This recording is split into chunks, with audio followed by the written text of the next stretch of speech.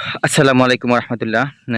বাংলাদেশের বা বাহিরে যে যেখান থেকে দেখছেন খামারি ভাই বোনরা সকলকে জানাই আন্তরিক শুভেচ্ছা অভিনন্দন। আমি বরাবরের মতোই কিন্তু আপনাদের মাঝে খামারি রিলেটেড ভিডিও নিয়ে হাজির হই।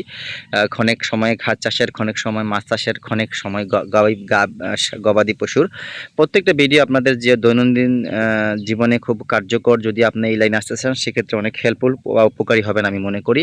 দেখেন এই মুহূর্তে আমি ঘাসের জমিতে আছি। দেখেন বর্ষার মৌসুমে কিন্তু কত সুন্দর ঘাস চাষ করা সম্ভব হয়েছে। যেহেতু এখন ঘন ঘন বৃষ্টি হচ্ছে, অতিবৃষ্টি হচ্ছে, তারপরেও কিন্তু ঘাসের ফলনের কোনো রকম কমতি নেই।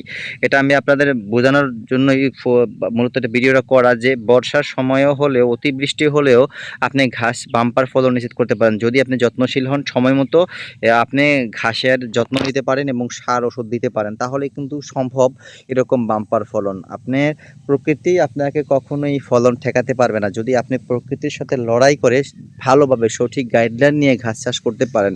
যে কোনো কাজেই আপনি করলে সফল হবেন যদি না কেন সেই কাজে যত্নশীল হন।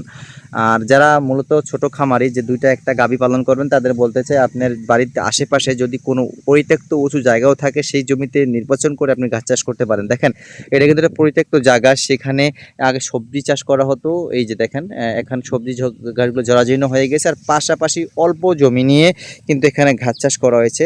আর সেখানেই কিন্তু এরকম ঘাসের ফলন প্রায় 3টা বছর যাবত আমি দেখছি, চোখের সামনেই ঘাসটা হচ্ছে। আমি নিজেই এটার কাটিং দিয়েছি একজনকে, সে কিন্তু এই ঘাসটা চাষ করতে সক্ষম হয়েছে। মাঝে মাঝে আমি আসি, যদি ভালো লাগে ভিডিও দিয়ে আপনাদের দেখানোর চেষ্টা করি। দেখেন, আর আমি মূলত কাটিং উদ্যোক্তা, সারা বাংলাদেশে কাটিং দিয়ে থাকি খামারি ভাই বোনদের। চাইলে আপনি এরকম ঘাস চাষ করতে কাটিংয়ের জন্য আমার কাছে যোগাযোগ করতে পারেন। ধন্যবাদ।